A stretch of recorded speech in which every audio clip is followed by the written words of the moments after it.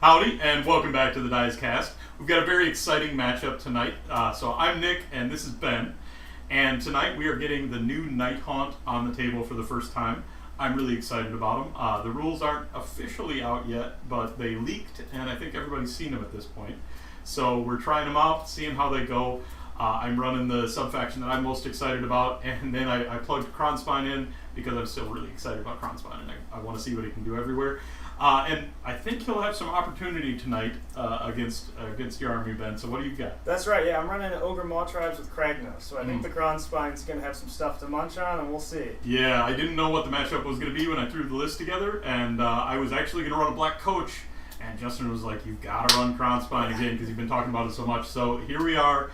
We'll see how it goes. Hopefully I can keep him on the table a little bit longer than I did last game and see him level up and do some things. So let's get into the list. Sounds good.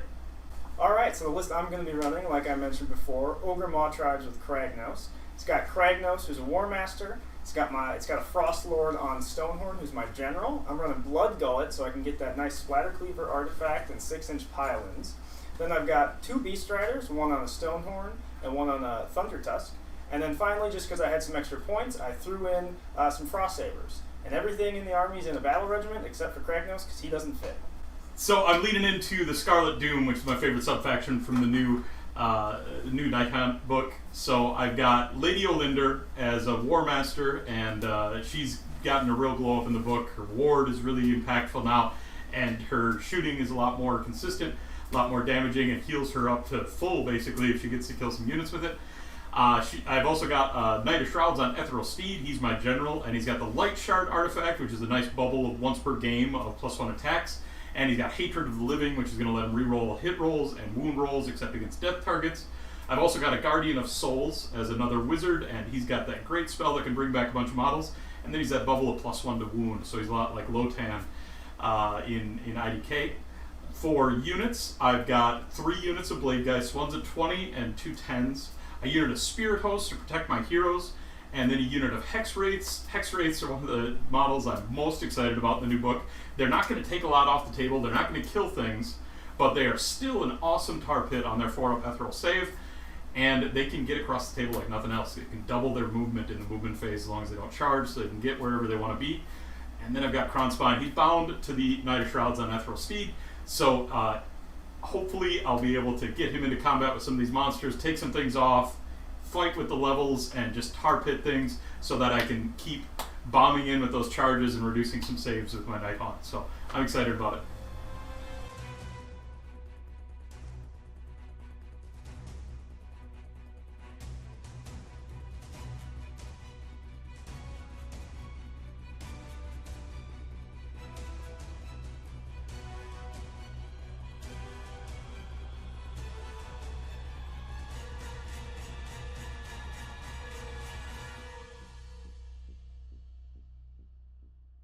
Tonight we're playing Battle for the Pass. This is a War Coda supplement battle plan, but it's also just a classic battle plan that's been around the last several General's Handbooks through 2.0, and it's one of my favorites. So this plays a lot like Savage Gains. You've got 4 objectives, and 1 is your home objective. You get 1 point for holding that. 1 is your opponent's home objective. You get 4 points if you're able to take that over. And the center objectives, you get 2 points if you're able to hold either of those. And then, of course, you've got 2 for battle tactics, 3 for grand strategy, normal scoring for those things. It's really a classic battle plan, and it really rewards aggression while forcing you to make sure that you're defending that back home objective. So it's a good one. Link for the War Coda is down below in the description, so you can see the battle plan for yourself. This is one that we're going to be playing in Vault Wars coming up, or by the time this video is released, we'll already be playing in Vault Wars. So we'll get some practice in tonight for it.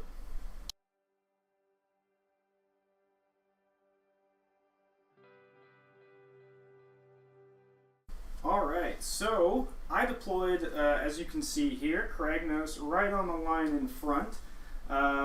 This is in case he gives me the first turn, and maybe I can long bomb him into those guys. Probably not, though.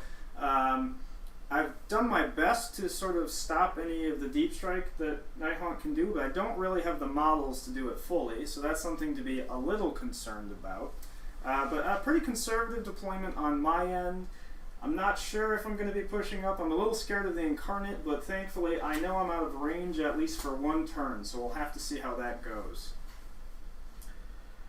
My deployment here, I put some things on the front line that I fully expect to pull into the underworlds, and so I wanted to bait a little bit of deployment maybe from that, and Ben very wisely ignored me and carried on with his day. But I then just held back with a lot of stuff. I did open up a potential charge for Cragnose or whatever Ben wanted to put on the line, but it's going to be a very long charge, and I've set up so that if he does come aggressively into me like that, I can hopefully get a lot of counter charging in and take off whatever he does bring in close. So at the end of deployment here, I am going to give Ben the first turn, and I'm going to pick up some models and put them into the underworlds. So I'm going to pick up my Knight of Shrouds on Ethereal Steed, my block of 20 Blade Geists, and my Guardian of Souls. And we'll have Beastclaw Raiders, top of 1. Olynder is a Warmaster now, so even though my chosen general is not on the field, I will get the extra command point for having a general on the field. So your turn, Ben. Alright, my battle tactic for the turn will be to run 3 monsters to get an extra victory point. I will be running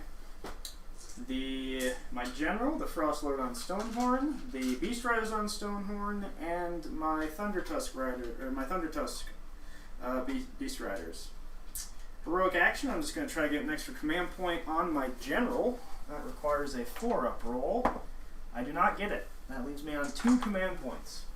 And I will go for an extra command point with Lady Olynder. And I will fail that as well. I don't have anything really in the hero phase, so we are on to movement for Ogor Mawtribes.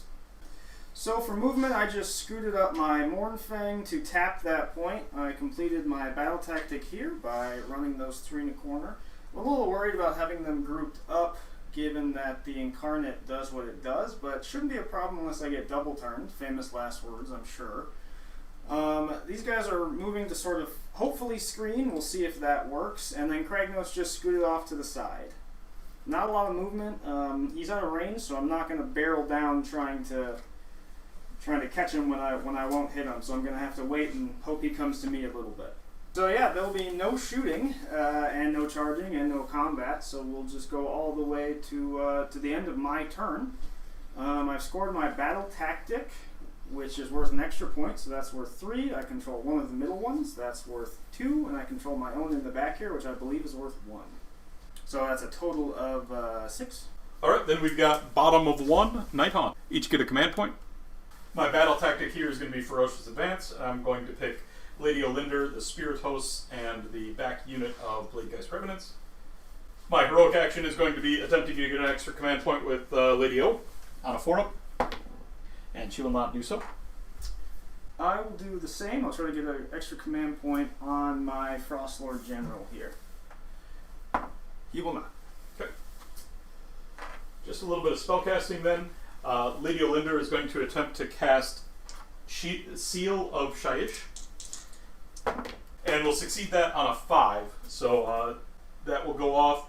And I'm going to put that on the unit of Blade Geist directly in front of her. That's a 5-up ward on that unit. Until my next hero phase. And for her second spell, she's going to cast Arcane Bolt. And going to get that with a 6. And with that, we can get into movement. So a lot like Ben on this turn, I shifted upwards, exposed some things that I'm pretty comfortable having exposed, and then just did my Ferocious Advance to run everything forward. I got Krondspine off on his own right now, and I've still got my units in the underworlds.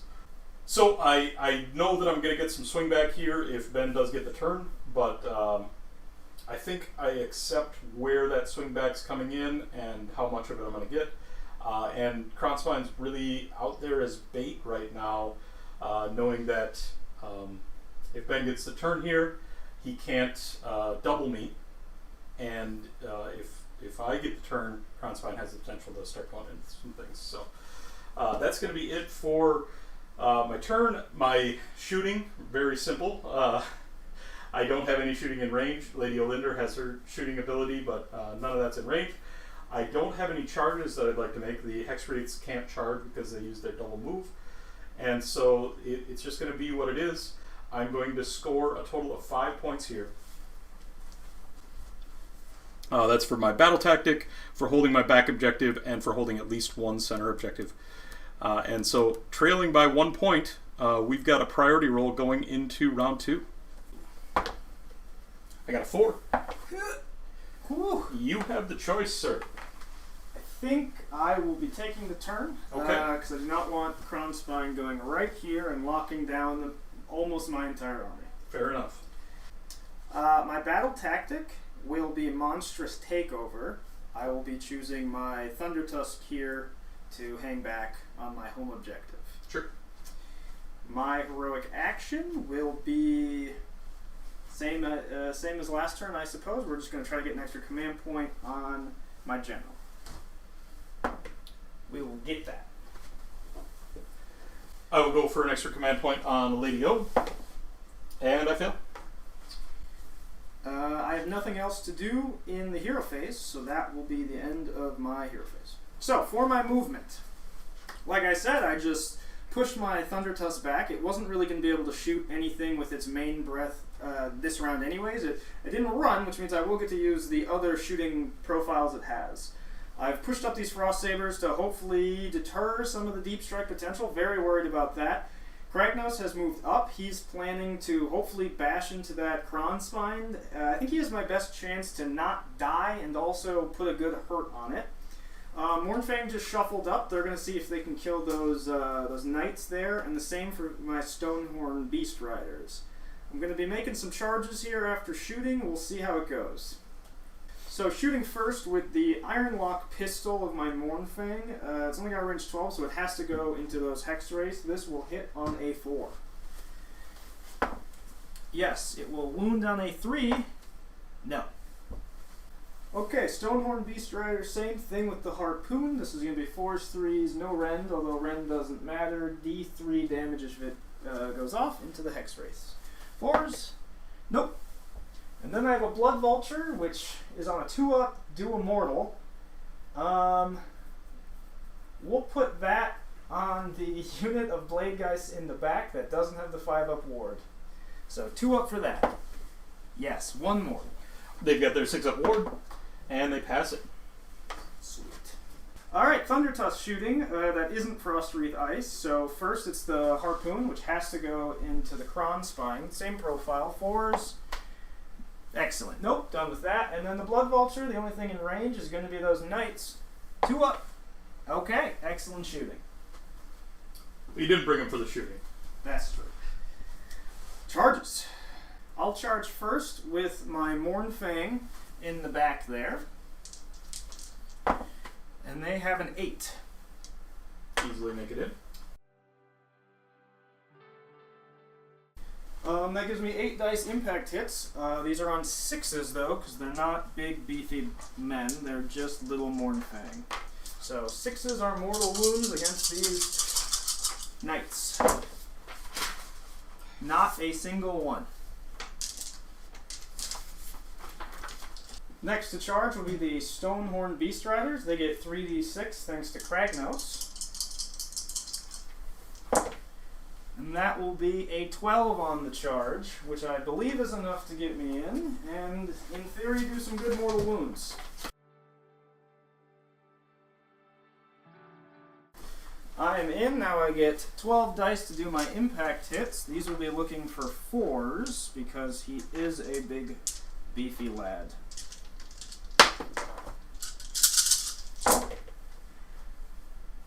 Good roll. Looks like a good roll, so that is 8 mortals, I believe. They've got their 6-ups, and I'm going to make just one of those, so 7 damage coming through on the Hex Wraiths. Alright, it is now time for Cragnose to charge, and then maybe do a bajillion mortals that may or may not matter, we'll see. So, on to his charge. Low charge, a 7. That'll get him there, I What do you think. think?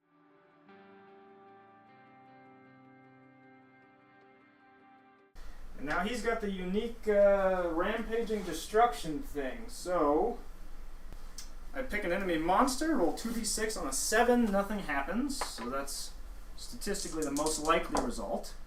It's an 8, so 15 mortal wounds, I believe. 15 mortal wounds. That will do a lot to get over Krondspine.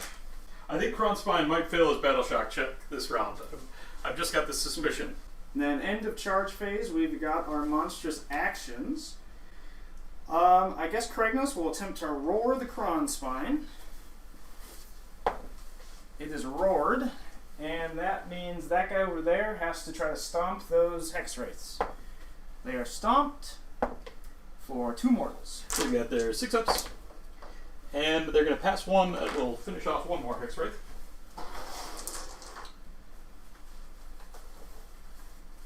Krondspine will go ahead because there's no way he's coming out of this turn at level 2 where he's at right now. He's going to Titanic Duel on Cragnose. So I'm starting with Cragnose, which normally is not a good idea, but when this Krondspine puts the hurt on Cragnose, he's going to shout, and by shouting, he's going to do some mortals, and I don't want. He's too close to my stuff, so I'm going to activate him first. And just sort of hopefully pile him out of range. Now those Frost Sabers are probably going to get cooked. That was bad positioning on my part, but that happens. So he's piled in, and I'll go ahead and activate him. So we've got 6 attacks with the Dread Mace. These will be hitting on 3s, wounding on 2s.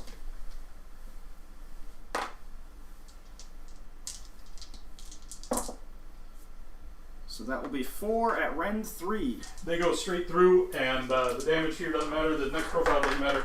The Krondspine is definitely going to D-level in the battle shock phase. It's taken more than a net 18 wound threshold. Yep, so I'm not even going to bother to roll the other profiles. It can't save.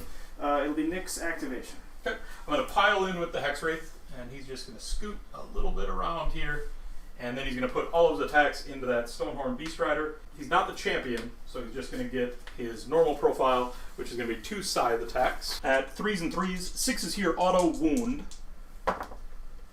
And so that will go straight through as a wound. This one is a roll to wound, and it failed to wound, so just 1 at -1. Okay, they have a 4-up save base, so that brings them to a 5-up save. They will fail it. Oh, just 1 damage. 1 damage, that brings you to my 5-up shrug. It will fail it, so it's taking 1. And the hooves and teeth are 4s and 4s. Going to hit with 1 and fail the wound. Alright, I will activate the Stonehorn Beast Rider. 6 punches and kicks. These are 4s and 4s. Pretty good roll on 4s there. Another round of 4s. Less so there. That is 1 at 1 damage. 1 4-up. 1, well, yeah. Made the 4-up. Cool. Rock Hard Horns. 6 of those. 4s and 3s.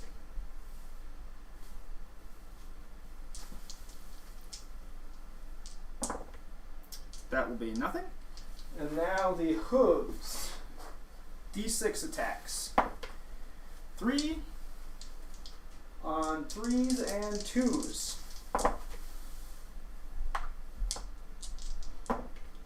2. 2. Ethereal, of course, so these are 4-ups. And I'll pass 1. D3 plus 1 damage for 2. 2 damage. I've got 2 6-ups. And I'll fail both of those. That's going to be exactly enough to kill the Hex Wraith. He almost squeaked through there. Only other combat here then to do is the Krondspine. Technically at this point he's still at level 2, so he's going to have 8 attacks with his first profile. I will be all out defensing. Sure. So 8 attacks. The Titanic Duel is going to make these 2s and 3s. This is with the Vicious Claws. So 2s to hit. And then 3s to wound. That is going to be 4 at -2. So 4 3-ups for Cragnose. He'll fail 2. Okay, 2 damage each. So that will be 4 damage to his 6-up shrug, and he will take 3 so far. And then the Tearing Fangs, this is going to be 3 attacks on 2s and 2s, again because of the Titanic Duel. All 3 hit. And all 3 wound at -3. That makes me on 4s. I'll make 2. So that is 4 damage. 4 damage. And, woo, look at that. I will take another 1. Okay. 4 damage to Cragnose. I'll take it. These guys get to pile in because they're charged, and I guess I will do so.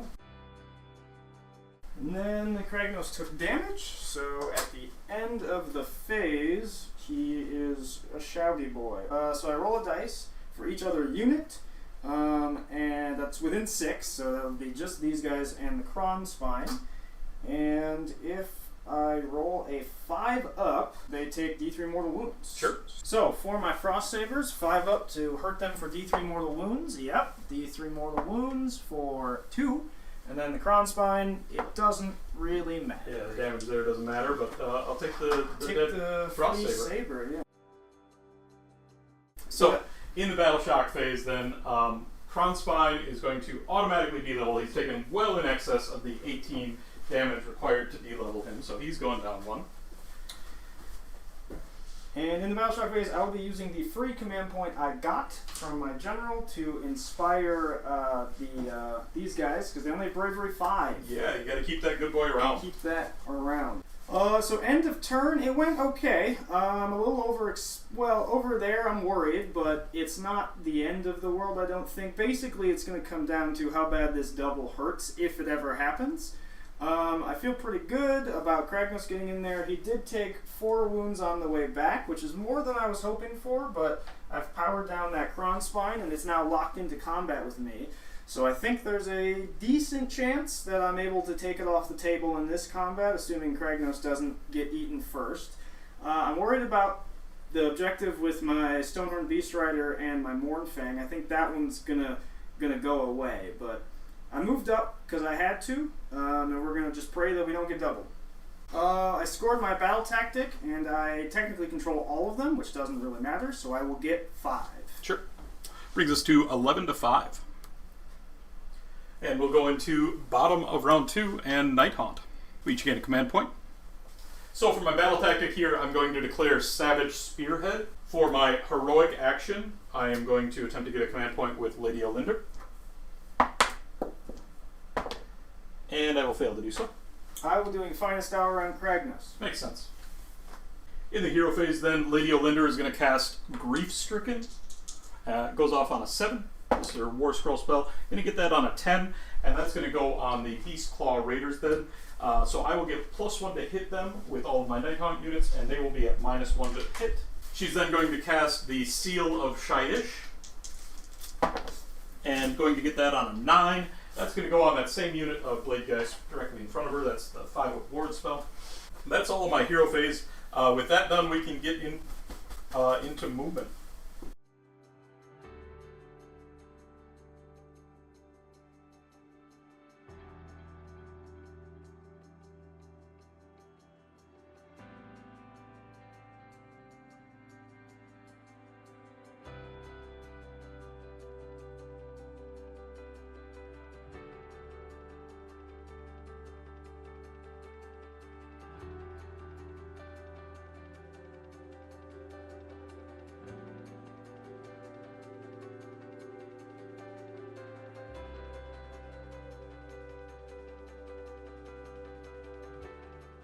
So I decided to go for broke here a little bit and try to bail my Krondspine out of a bad situation here against Kragnos and see if I can maybe take Kragnos off the table, level the Krondspine up, and be in an amazing place. It's a little bit unlikely that I'll be able to, but it sure will feel great if I manage to accomplish it, and particularly setting up into a potential double. So I brought down everything, brought down that big 20 block of Blade Geist, brought down my General and my Guardian of Souls so that they're going to be able to provide some buffs, and we'll see what we can manage to accomplish here. In the shooting phase, I just have one thing to do. Lady Olynder is going to lift her veil at Kragnos. And on this, if I get a 1, nothing happens. On a 2 up, Kragnos is going to take that number of mortal wounds. If Kragnos was terrified, it would be +1, but he's not right now. So he will take 2 mortal wounds. He has a 6-up shrug. He will take 2 mortal wounds. Okay. Chipping away, getting there. At the end of the shooting phase, he will bellow. Sure. So, I need a 5-up to hurt the Krondspine here. Yes, D3 mortals to Krondspine. 1. Okay, he'll take it. And now 5 up for the blade guys that are right around the Krondspine. Yeah, he is angry. D3 for 2 on those guys. 2 on them. They are the unit with the 5-up ward. Blade Geist then 2 5-ups. And they're going to pass one of them, so it will kill 1 Blade Geist. So that's it for shooting. We've got some big charges to make. The first charge that I'm going to attempt is going to be the close unit of Blade Geist, the one that was just damaged. And they are getting in on a 7. Just going to tag them in. I got a 7 on my unmodified charge roll. On the Wave of Terror, that's going to be Shriek, so Cragnose is going to be -1 to hit. And then I've got 9 Blade Geists that made their charge, so on 5-ups they're going to do mortal wounds from the Scarlet Doom. That is 3 mortal wounds. Alright, so I've got 3 6-ups. I will make 1, he will take 2 more wounds. Okay. Bringing him up to 8 taken. Then the really big charge, the one that matters the most here, the big block, the 20 block, they need a 9. They're going to fail it. I'm going to re-roll that with a command point. Here we go. I'm scared. And they are going to fail it on a 6. Ooh. That's real bad for me. Very good for me. But such is life. I've then got my other unit of Blade Guys here. They're going to charge in on your Stonehorn Beast Rider. They're going to make it on a 5. So you're going to be -1 to hit there as well.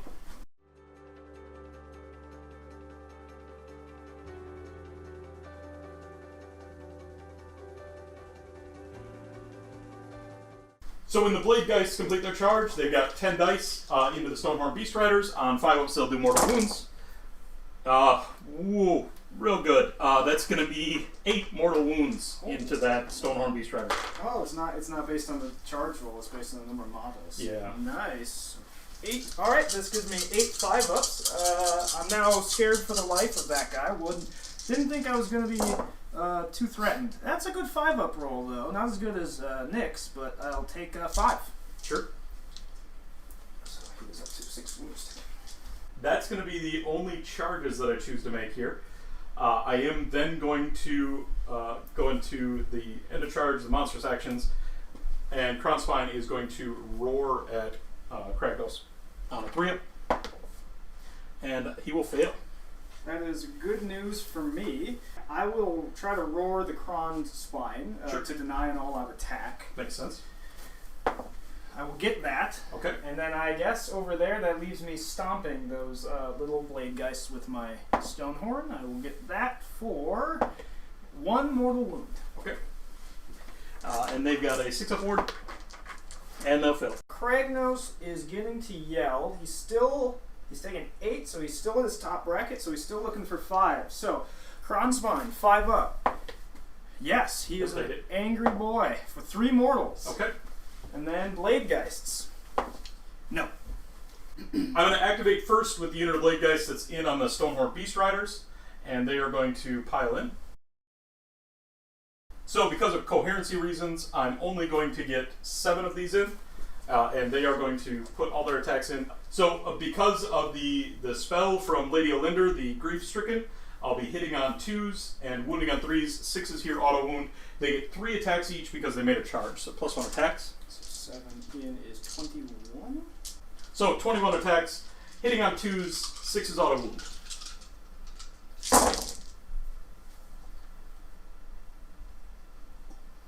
Okay, we're going to set these 6s aside. They're going straight through. And then 3s to wound.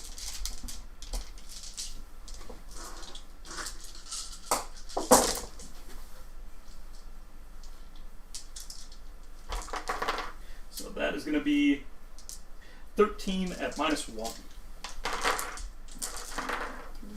Alright, 13 at -1 puts me on 5s. I chose not to all attack because I'm trying to save Cragnose over there. Or all out defense, rather. So... not bad. It's 1 damage each, so now I have my 5-up wards. Only need to make a couple of these for him to survive. And I made just enough. Yeah, very nice. So he takes another 4. He has taken 10. So now there's a good choice that I have to make here of killing the Krondspine, doing enough damage to the Krondspine to make sure it dies, but also being a little greedy and maybe trying to kill some of these Blade Geists. I think I want to skew more towards ensuring that the Krondspine dies. And to do that, I'm going to allocate most of my attacks there. Let's do all of the Dread Mace and the hooves into the Krondspine, and then we'll just do the 3 Tusk Breakers into the Blade Geists. Sounds good. So, the Dread Mace. These are hitting on 4s because, again, I'm not using all-out attack because I want to ensure that Kragnos survives. And I'm roared here, so I can't all-out defense. Pretty good roll for 4s. Now, these are wounding on 2s natively. He's also finest hour, so I'll have to remember that for... Nope, he wounds on 2s all the time. Doesn't matter. So that is 5 at rend 3, damage 4. Straight through, that is going to ensure that the Krondspine dies. Excellent. I won't roll the hooves then, so then we'll do the Tusk. Is that with your -1 to hit? That is with the -1 to hit. Yep. And now the Tusk Breaker. I only have 3 of those. These are going into the Blade Geist. These are hitting on 4s. Still a pretty good roll, and wounding on 2s. Just 1 at rend that doesn't matter. So they're on a 4-up. And they'll fail that. That will be D3 damage for 1. Okay, they're 5-up ward, and they will fail that. So next up, I will pile in with my unit of Blade Geists over here, because Krondspine's going to get to attack regardless.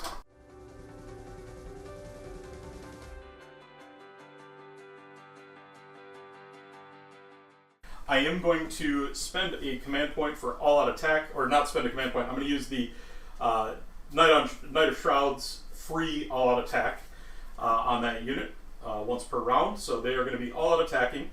So I've got 4 in here. They're going to be on 3 attacks each because of because they charged, and they are going to be +1 to hit from the all-out attack. So these are going to be 2s and 3s, and 6s will go straight to wounds. And I will issue the all-out defense now, Sure. So let's check to see if Olynder shuts that off. Yeah, so when you issue the all-out defense, Olynder on a 5-up, because she's within 12, is just going to cancel that.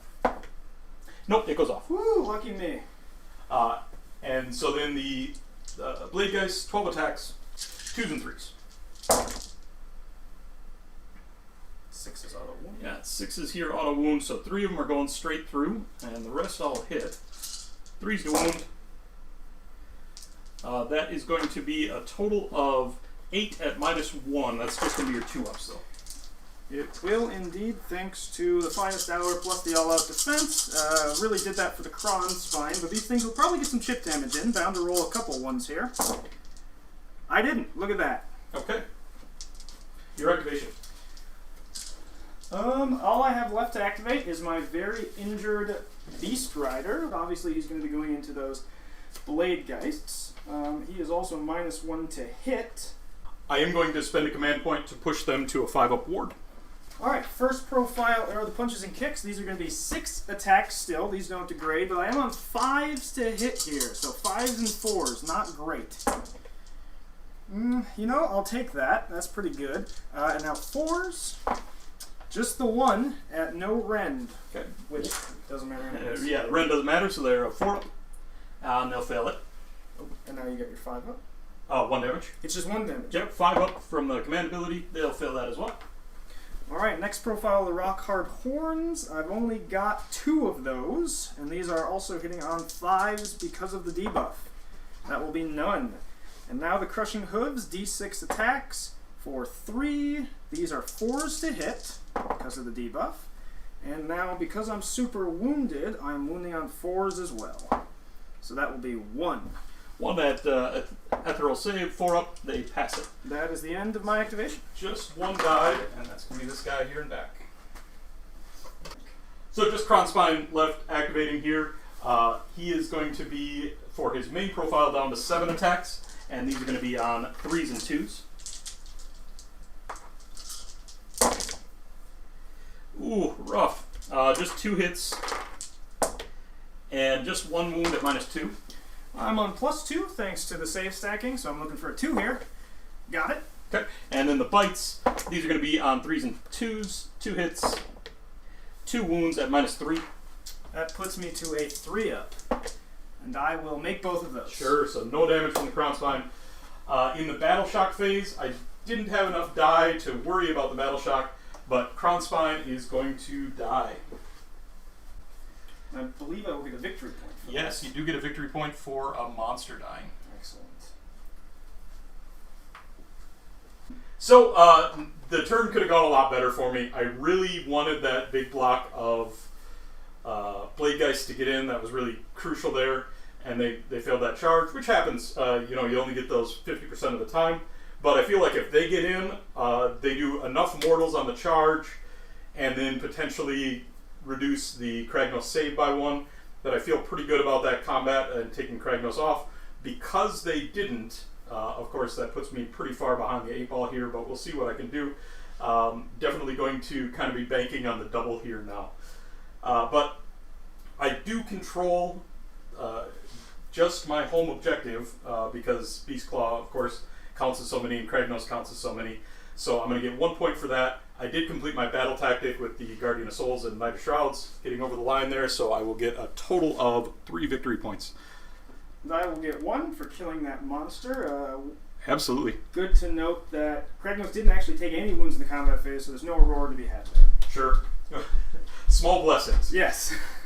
And so with that, we'll go ahead and get into the priority roll. Really need this one for the Nighthaunt to have a chance to stick around here. And I got a 4. 4 again, 50% chance. You got it. Okay, I will take the turn here. I don't have much choice. All the objectives are primed, so it's a little bit easier decision, but I definitely need to go in here. So it'll be Nighthaunt, top of 3. So for my battle tactic here, I'm going to take Bring It Down and target Cragnose. For my heroic action, I'm going to try to get an extra command point on my Knight of Shrouds. On a 4. Nope, fail. Well, unfortunately, I can't Finest Hour Kragnos again. I would if I could. So instead, I guess really all I can do is try to get an extra command point. We'll put that on my general in the back if I end up getting it. Sure. I do not. So Lady Olynder is going to start off by trying to cast Seal of Shaiish. And that is going to fail on a 3. She's then going to attempt Grief Stricken. And that is going to go off on a 5. That fails on a 5.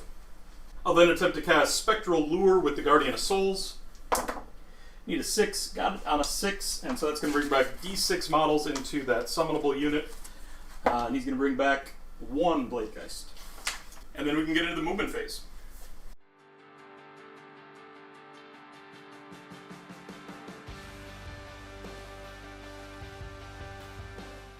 So my movement here looks a little bit weird. I pushed up with a lot of stuff, and I even left my home objective relatively undefended. But the reason I did that is really because I wanted to get things in and around Cragnose so that it could not redeploy when I retreated out my Bladegeist Revenants. Now, I've got Retreat and Charge army-wide, and the charge mortals from the Bladegeist are really, really impactful against Cragnose specifically, because he's got such a great save and spell protection.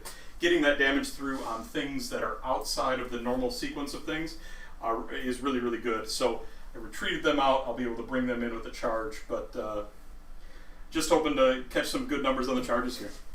So I've got a glut of command points, and it's looking pretty bad for Kragnos. And he retreated out there, which is going to allow me to redeploy, issued from Kragnos, because it's an 18-inch range.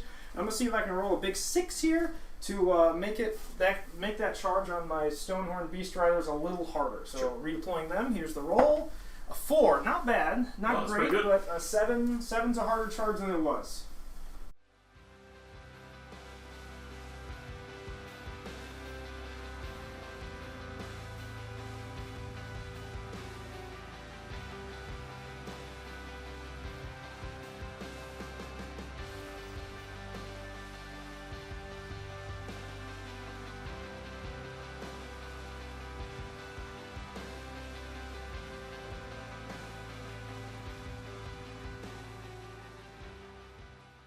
At the start of the shooting phase, Olynder is going to lift her veil. Now I do miss out on 1 mortal wound here because I did get out of combat, so Kragnos is not terrified. But Olynder lifting the veil on a 2-up does that many mortal wounds. 4 mortal wounds on Kragnos. This gives me 6. Yep, so looking for 6s because of his shield. Making none. Not great. So he has taken, that makes 12 now. Exactly the kind of start I wanted. But now he gets to shout. Yep. So, you know, that's something. Yep, Yeah. gets to shout in the shooting phase. There are a bunch of mortal wounds around. Yeah, we'll see. This does, I'm pretty sure, finally bracket him. So now he shouts on a 4-up instead of a 5-up. So Heck, it's even better. let's start with the spirit hosts. 4-up. No. Olynder. Yes. D3 mortals. For 1. She's got her 4-up ward, and she fails it. A small unit of blade geists. Yes. For 2 mortals. 2 mortals on them. They've got their 6-ups, and they'll fail both. That's 2 dead. The big unit of blade geists. No. Is the Guardian of Souls within 6? Probably. Oops. It's close. Oh yeah, he is. Okay. Guardian of Souls. 4-up. No. And finally, Knight of Shrouds. Also no. Alright. Well, I'll take it. Yeah, a little chip damage. So, a few big charges here to make, then, obviously. Going to charge first with my unit of blade guys that are over here on this side. And they need a 7 to get into that Stonehorn Beast Rider. They will get there on a 9. Nice. And so they're going to give -1 to save, if it's relevant. But then they're going to also do their charge mortals.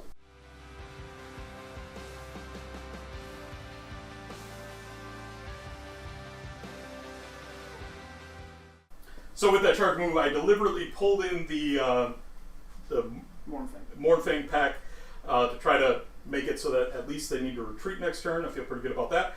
And then they're doing their charge mortals into the Stonehorn. God, I believe 9. 3, 6. Yep, 9. Yep. So 9 of them still alive on 5-ups doing mortals. And that is going to be just 2. Alright, well, he only has 2 wounds remaining, so we'll see. He will die. Just enough. I love it.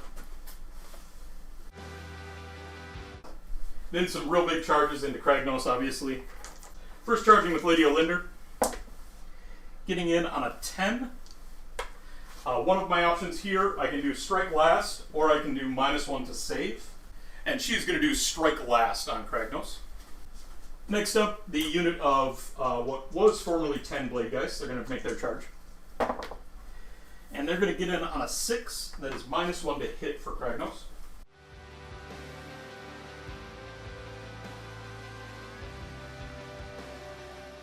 So 7 Blade Guys there. They're going to get their impact hits on 5s. And that's going to be 2 mortal wounds.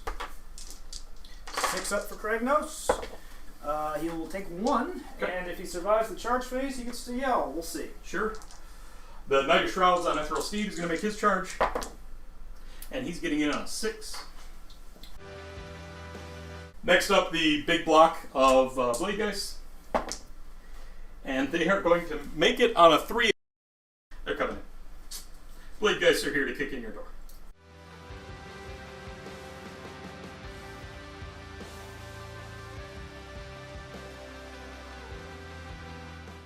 So the big block here, there's 20 of them in the unit, and so I'm rolling 20 dice. On 5s, they'll do mortals.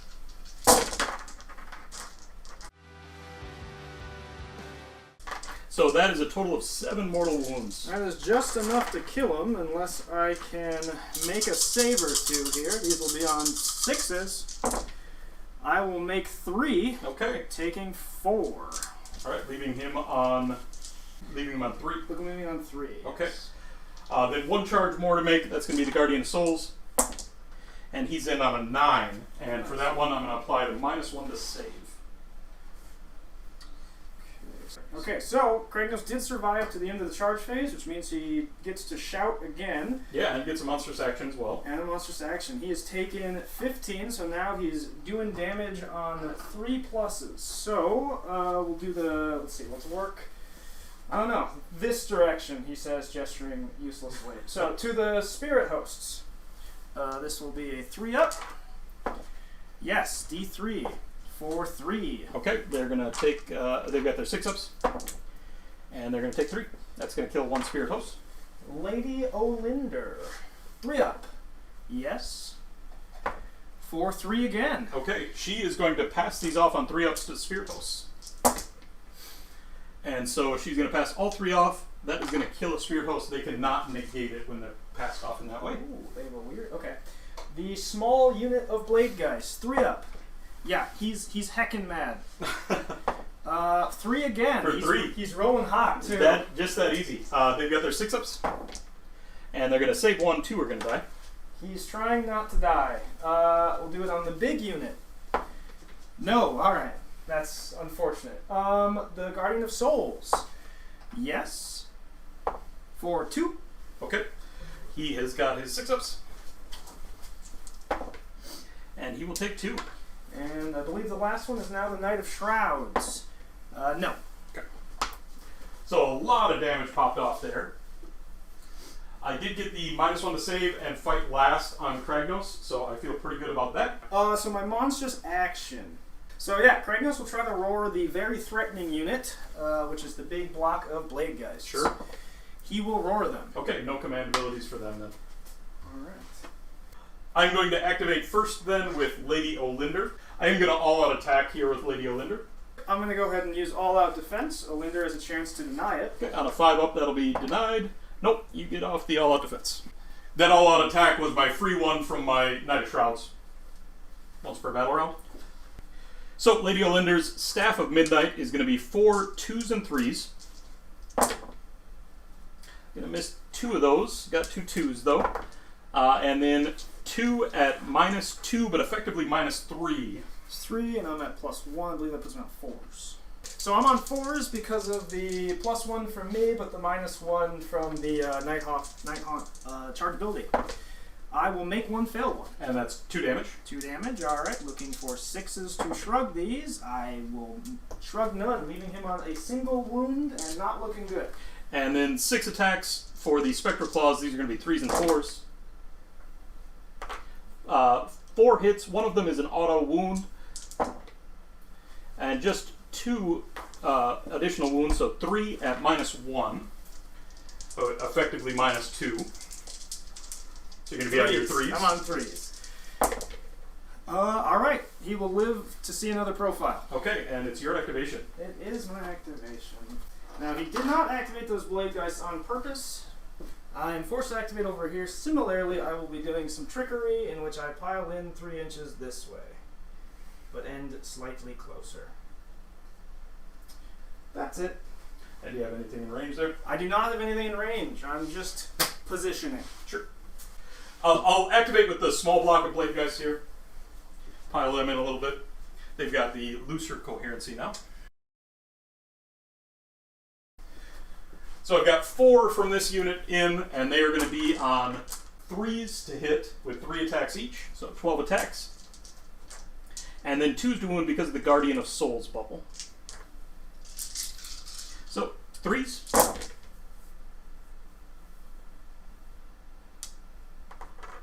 And going to get 3 of those straight through on the wounds, 2s to wound. So that is going to be a total of 7 at -1, so you're on 3 ups. I don't think he shall survive this. Let's see. 3 ups.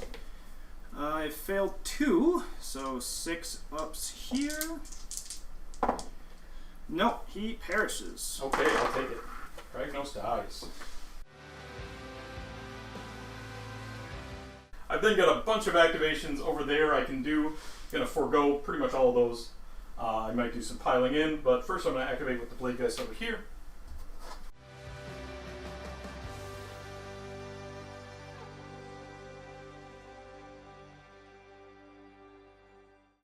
So I've got 3 of them in. They're going to be 3 attacks each, so 9 attacks on 3s and 3s.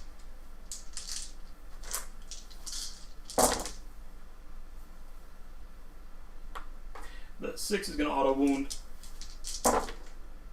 And it is just 3 wounds at -1. So -1, 3 puts me on 3 5-ups. They are equipped with the iron clubs, iron fists, so any 6 to save is a mortal wound back. So that will be no mortal wounds back, but I do take a wound. So overall, pretty good turn there for me. I was able to bring down Kragnos. Anytime you bring down Kragnos, you're really happy about it.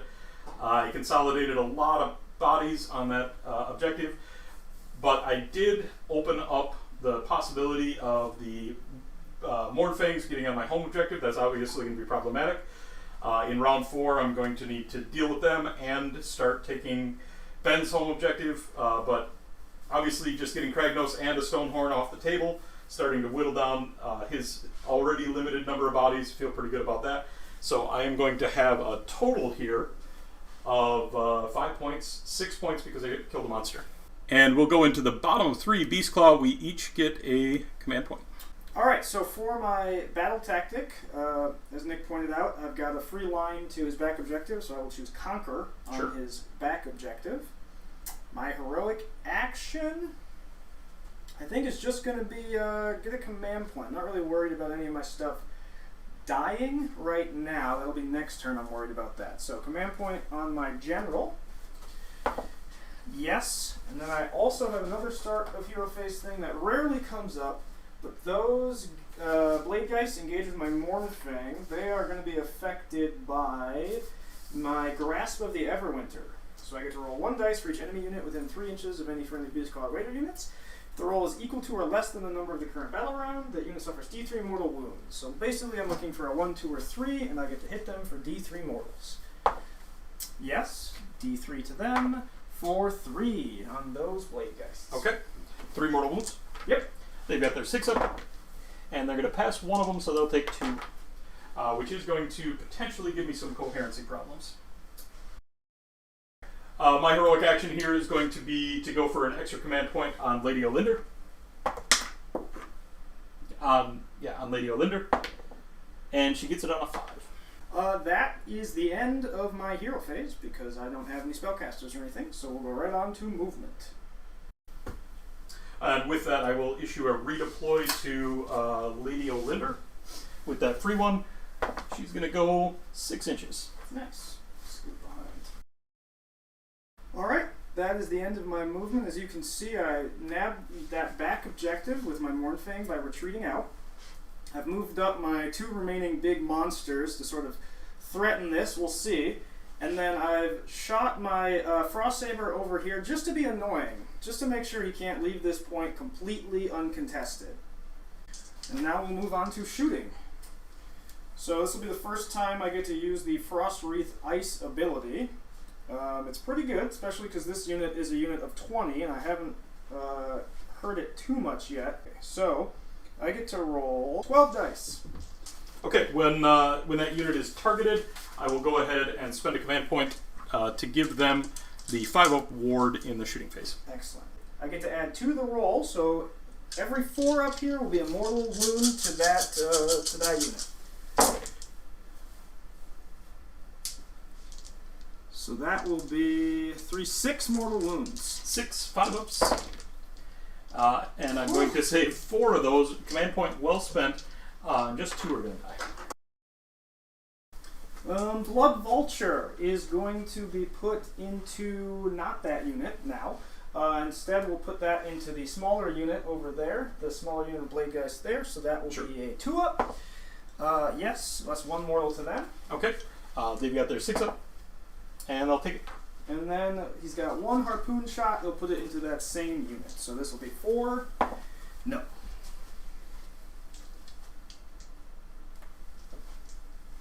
Okay, on to the charge phase. We'll charge first with the General, my Frost Lord right there. So Cragnose is dead, down to Peasant charge, only 2d6. Gets a 7, that is enough. Let's push him in. 7 dice, looking for 4s. There we go. That's 4 mortal wounds. Okay, 4 6-ups. Gonna make 1, he'll take 3. Now we'll charge with my other big boy, the Thunder Tusk. A 10, even better. So that is 10 impact hit dice, looking for 4-ups, and these are going onto his general that isn't Olynder, the Knight of Shrouds. I'm not seeing a lot of 4-ups. I'm seeing 4 4-ups. That should be enough. I need some 6-ups here. I need to make 2 of these. And I do not. That is going to be him dead. Alright, so end of the charge phase. Because I killed that guy, I'm out of monstrous action territory with my general, unfortunately. But I do have this guy still in range, and I think I'm going to roar the big unit, or try to. Sure. So that will be a 3-up. Haven't failed one yet, so I'm bound to get one of these failed. There we go. On to combat phase. The command trait my general has allows him to pile in 6. So I'm going to go ahead and do that with him. I am leaving my back point open, which is only a problem if I don't double him. And if I do double him, that's good for me. If I don't, then he'll get to take that for free, but you know, it's a risk I'm willing to take to hopefully really thin out this big unit of Blade Geists here. I will be using my once per game Triumph with his +1 to wound. I'm going to put it on him. I will issue all out attack to him as well. Frost Spear, 4 attacks. These will be on 2s and 2s.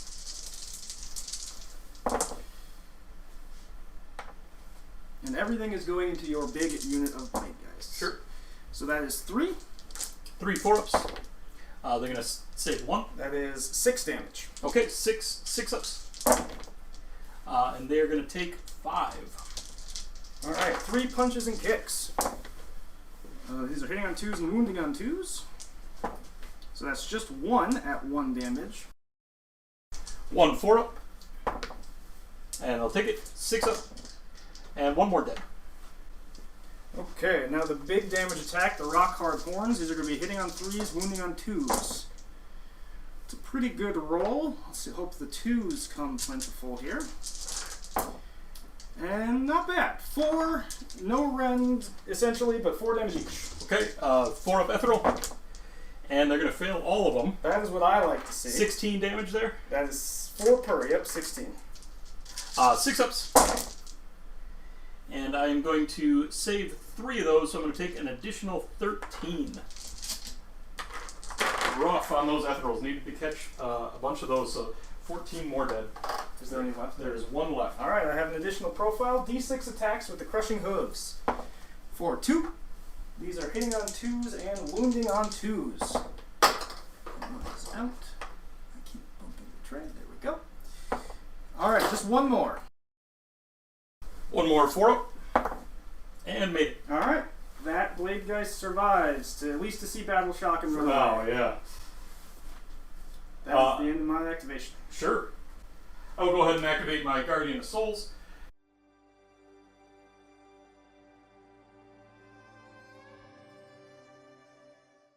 Going after the general here then. 3 3s and 3s.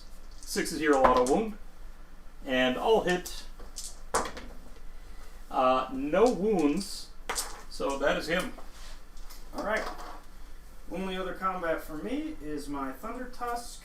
He does get to pile in 6.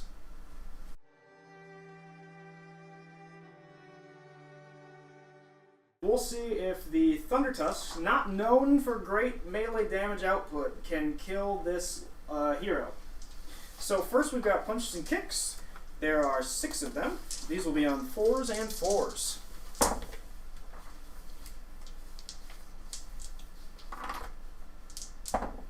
So that will be 2 for 1 damage each. 2 4-ups. Gonna pass 1, fail 1. Just 1 damage. 6-up. Failed that. That was on the Guardian of Souls, right? Yep, everything's under the ground. 1 damage. And now the Tusks, only 4 attacks here. 3s and 2s for 2. 2 4-ups. And I'll pass 1, fail 1. D3 damage for 1 damage. 6-up. I'll fail that. Alright, I believe it lives. Okay, he's taken 2 additional, and he was on 2 before, so he's got 1 health left. That's it. Alright, my Spirit Host here is going to pile in and activate, and it's got 6 attacks. These are on 4s and currently 3s because of the Guardian of Souls.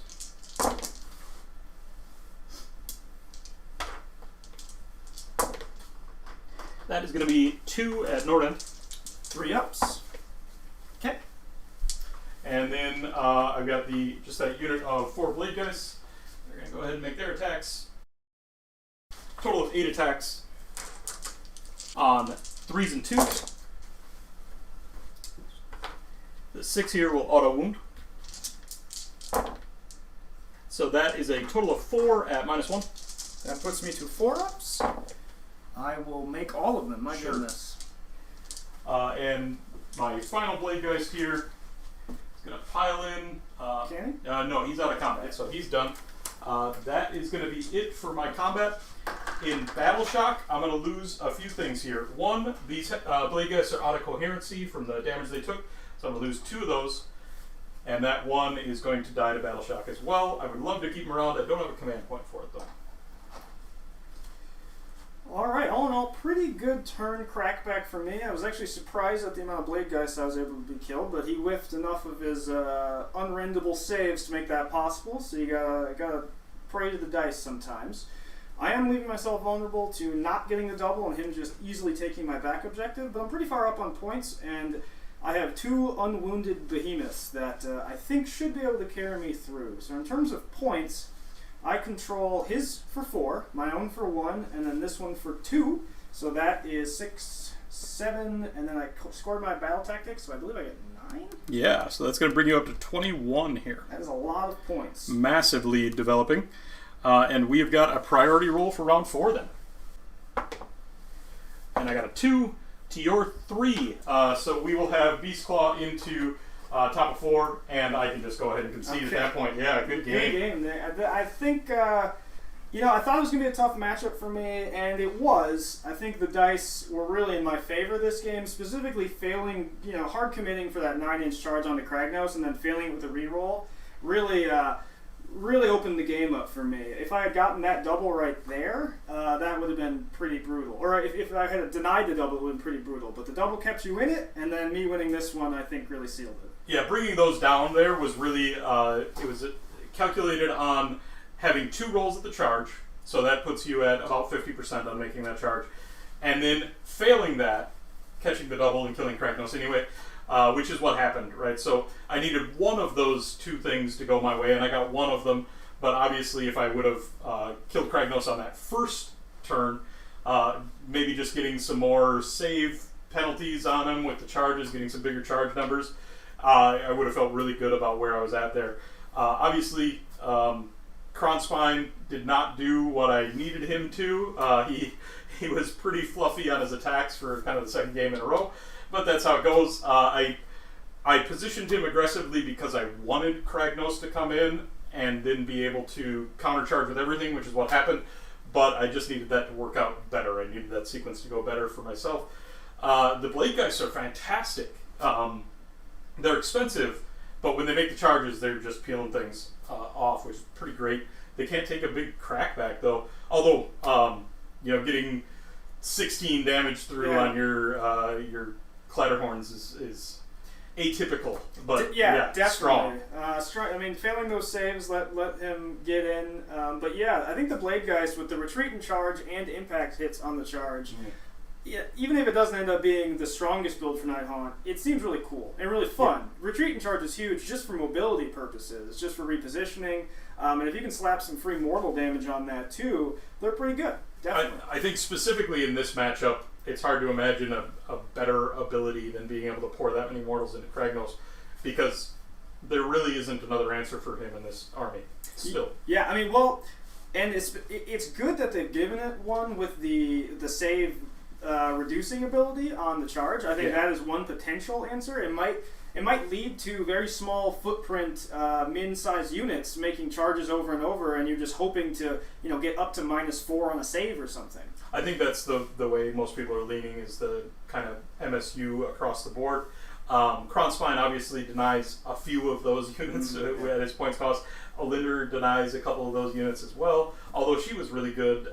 Lifting the Veil was really strong. She had some magical presence, so she was doing a great job. I just needed a couple things to maybe go differently, but it's refreshing to see Nighthaunt have some play into a durable army like this that they just didn't have before, to be quite honest.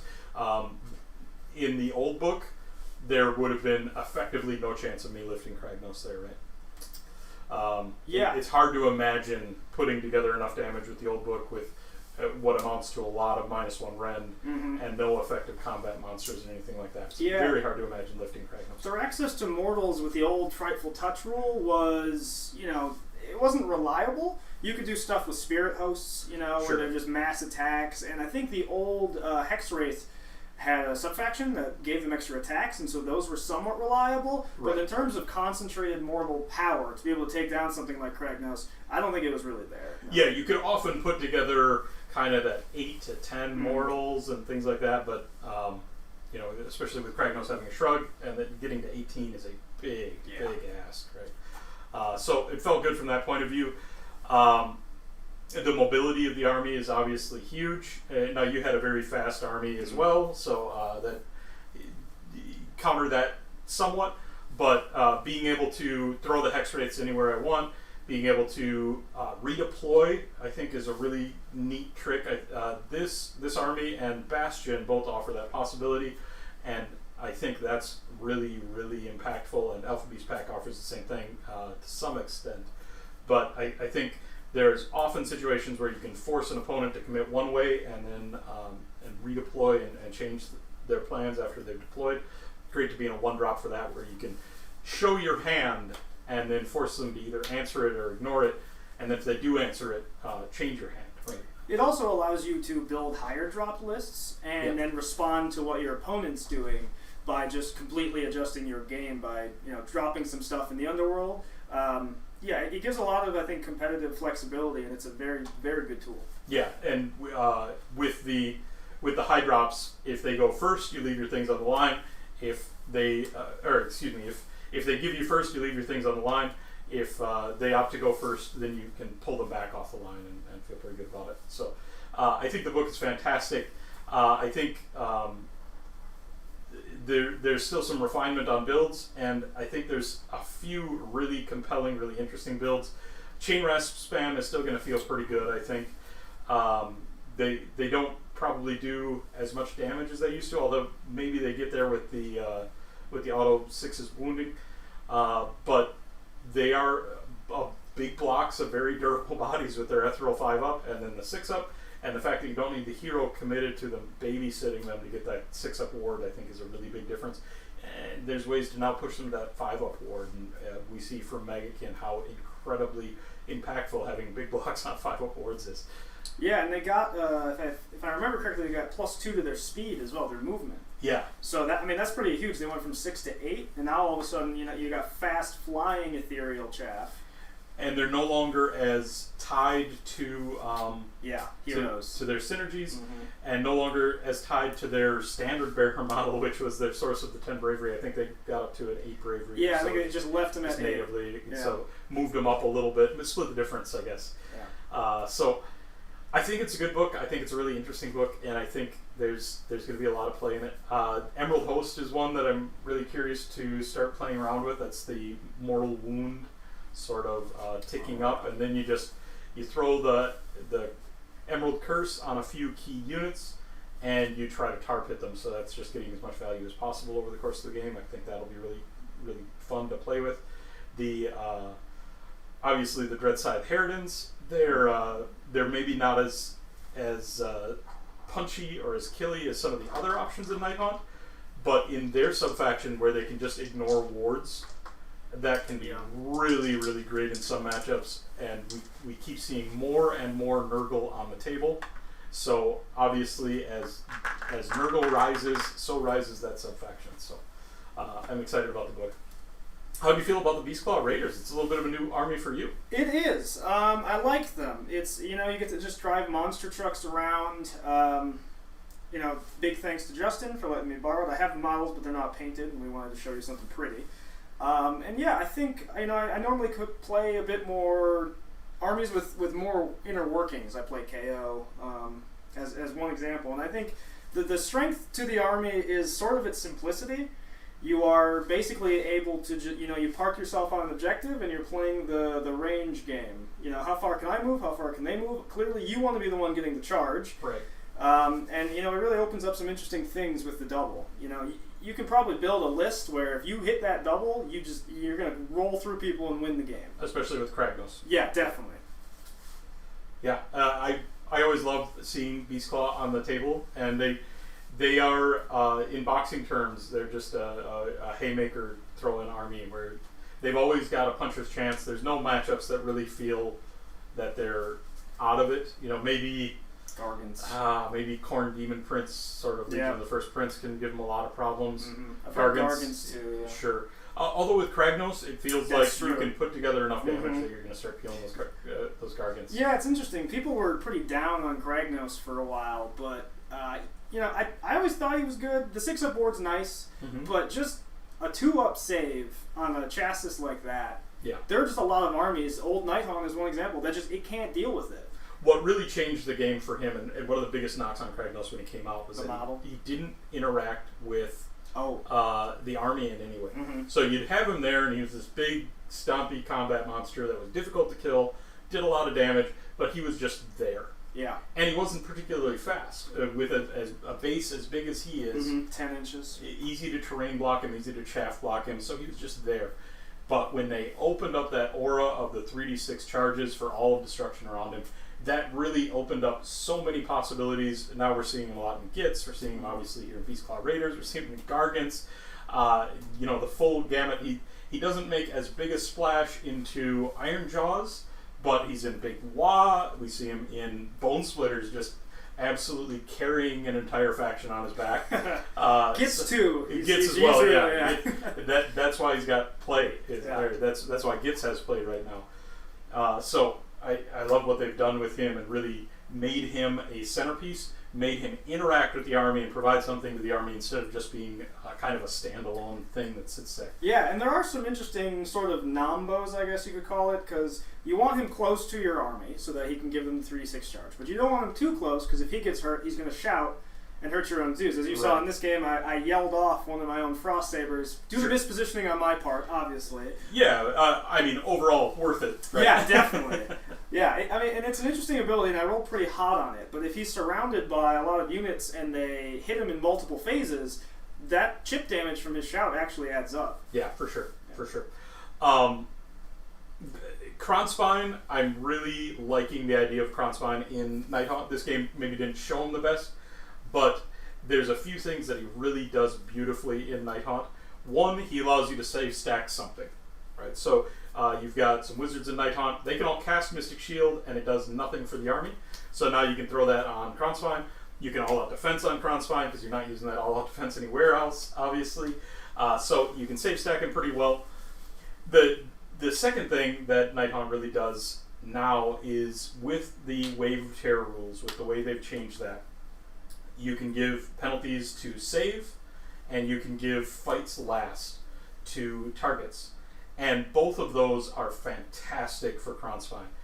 Pushing his attacks to effectively +3 and +4 rend, or excuse me, -3 and -4 rend, or even better with a save bonus, makes him even more killy.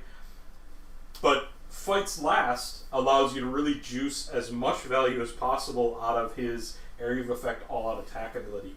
So when you can force an enemy to fights last, and then all-out attack on Krondspine, all of your units that are engaged are getting that +1 to hit through the all-out attack, and you've got Niter Shrouds that can do that all-out attack for free.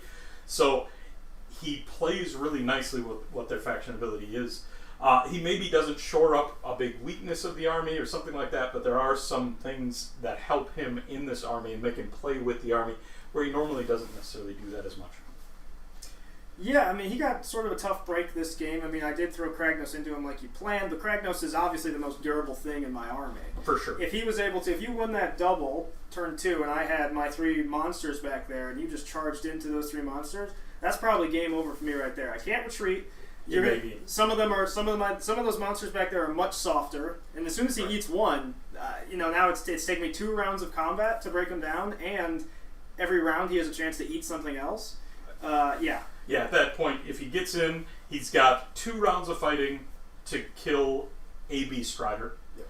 If he does, he's got another round of combat, guaranteed, to kill another Beast Rider, or attempt to, while the rest of my army is coming up behind it. So obviously, you know, that's where his ability to level up on the monsters just becomes this snowballing effect. And all that's happening, I can't get away. I can't retreat out. Can't retreat. I'm you're stuck. I'm stuck. And not being able to retreat means you're not charging, obviously. Yep. So no charge combat. There's obviously the big anti-synergy with Nighthaunt, which is shutting off retreats so they can't retreat out and charge, and get their blade guys doing their damage, wave of terror going off, and things like that. But still feels so good to be able to tie down monsters, tie down opponents like that, and then just start hammering in with the charges. Like I said, didn't necessarily see it this game. Cragnose did what Kragnos does. But I think there's a lot of play there. Yeah, good game, Ben. Good game. Nice to have you on the channel again. It's nice to be back. As always, our Discord is linked down below. Please join us in the Discord. We love to have the conversation. We love to dig into the depths of Age of Sigmar rules and armies and really tear into it and have those great conversations as a continuation for what we have here. So we'd love to have you there. Our Patreon is linked below if you want to contribute to the channel and help us improve our terrain and all of those things that we try to do and try to have beautiful situations here for you on camera. One of the big things that we're working on right now is getting a DSLR so that we can have better close-ups, a little bit better footage on our kind of in-game pan-throughs because I am not the best cameraman, but I can hopefully be propped up by some better equipment. But we'd love to have you however you want to participate. And please just like on the video if you watched it. If you think it's good quality video, like, subscribe. We're getting very close to the 1,000 subscriber mark. And having that affirmation from you, the viewers, that we're doing a great job is why we do this. So please like, subscribe, and join us. Thanks. Thank you.